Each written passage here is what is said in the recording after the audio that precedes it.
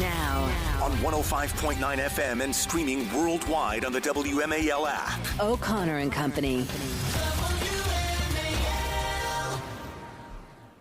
It's 8:07. It's O'Connor and Company. It's our fourth hour here on O'Connor and Company, so you should subscribe to our podcast and download those episodes that you missed if you didn't wake up at 5 a.m. with us.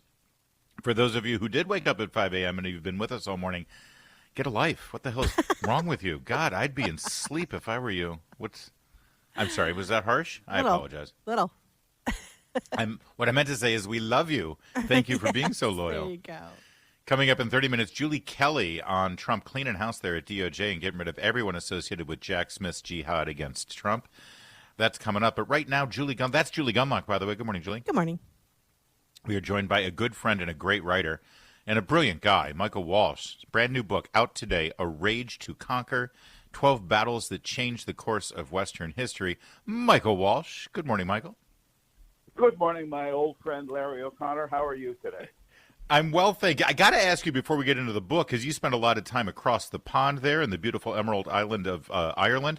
What's the mood like over there with the Trump victory? Because they got to be kind of shook over there in Europe.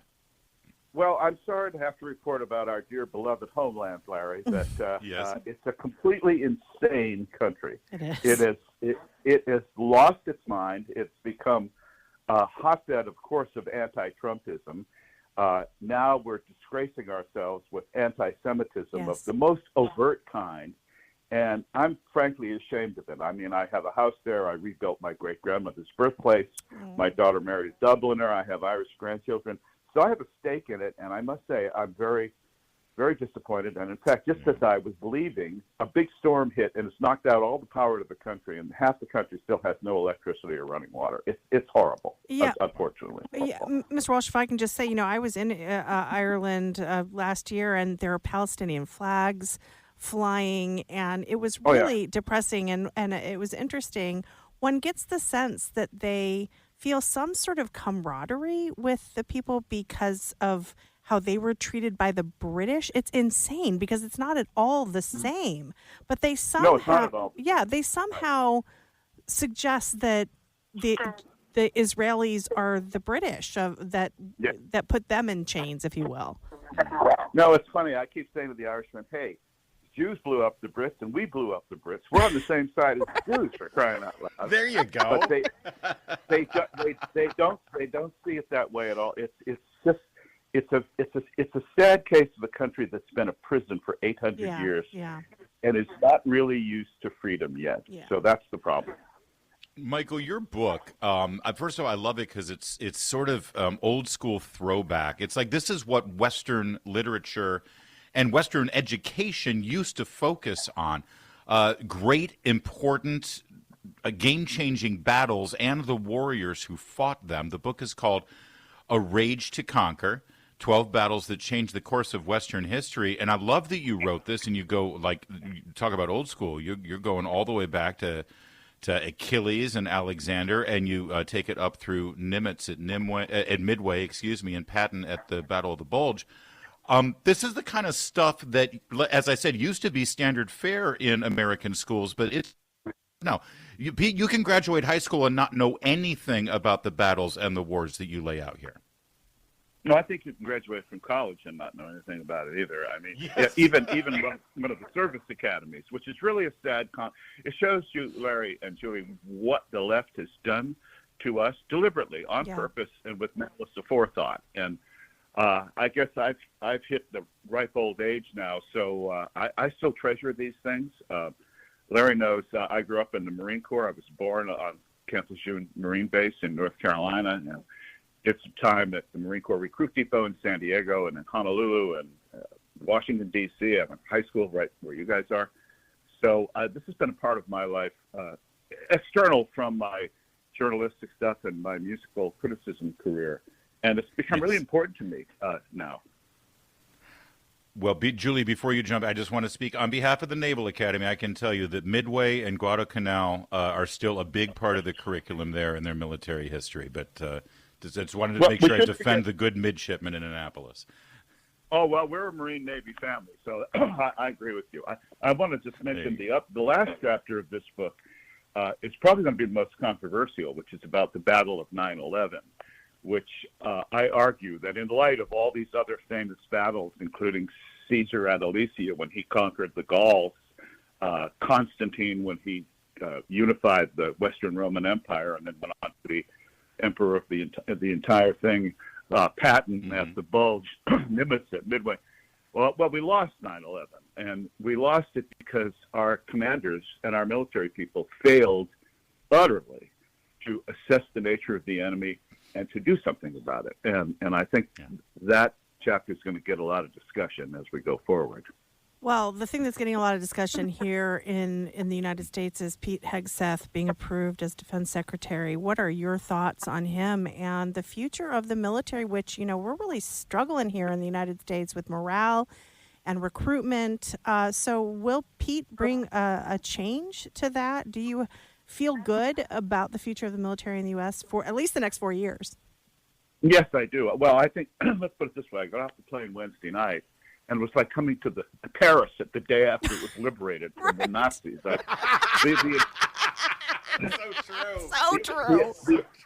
Well, the entire country seemed to be happy again, or there's a promise of a future. The left, Larry and I have been colleagues for many, many years now, and we've always agreed on this. The left grinds you down in this inexorable sort of thresher way that they never stop. And to see President Trump come back and defeat them after they've done everything. On Twitter the other day I said, I used to use Julius Caesar as a comparison for Trump, but now he's survived his political and physical assassinations. He's Trajan, for God's sakes. He's buying Greenland and taking back Panama and expanding the empire to its furthest reaches. And this is a good thing for America. I mean, it's just, there's nothing bad about it. That's what I think. Yeah. No, and you're so right. The left, they're joyless and they're angry all the time. It's our friend, the person who brought us together, and our old boss, Andrew Breitbart. He approached everything with such joy, and always with a smile. That's why Trump dancing to the YMCA that's Breitbart-esque. It's just wonderful. Andrew you could just know somewhere in heaven he's loving that. I'm telling you. Yes. Oh, absolutely. The book is A Rage to Conquer by our guest, Michael Walsh. This is a follow-up to his last book, Last Stands. Michael, I hate to call you out on this, but this book is just full of toxic masculinity. Really disconcerting there. But I say that obviously as a joke, but also to sort of lay the predicate that, men fighting wars, as horrible as war is and tragic and obviously, always, there's death and destruction and rape and mayhem and horrible things that go along with war. But I hate to say it this way, that's not always a bad thing. Wars sometimes are necessary. Winning wars are necessary for the human endeavor to advance to the next stage. And I feel like our culture, Western culture, has been so ashamed of the wars in our past. We don't celebrate them anymore. And because of that, we're doomed to repeat those wars and the mistakes that led to them. That's absolutely right. This book actually is in praise of toxic masculinity. So there, I said it, okay?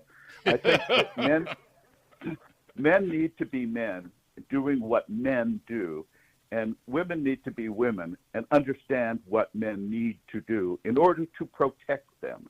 This is a theme that runs throughout the book. You look at every war and you see it's fought for territory, it's fought for women, and it's fought for money. Those three things.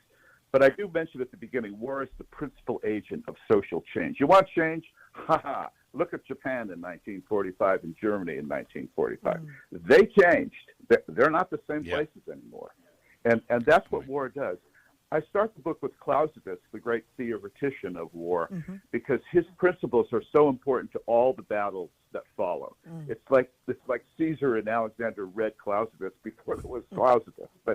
But they follow certain rules and prescriptions, and they work. And so each chapter is about the masterpiece battle that particular general, or in Nimitz's case, admiral, fought. So it's kind of like a giant chess game, too. It was a lot of fun to write and see the connections. I mean, for example, you can't make this up. The last great Roman general, Flavius Aetius, fought the last Roman legion war against Attila the Hun. Oh. Now, Wow. that's actually true. And the best That's part is amazing that connective tissue there. I didn't realize that.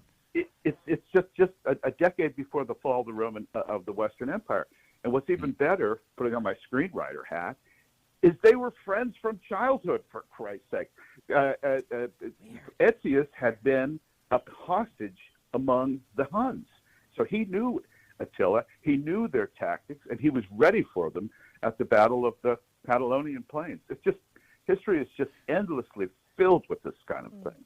Well, you can understand why I love reading Michael Walsh's books, and I also love having conversations like this over a bourbon, which we are long overdue for, Michael Walsh.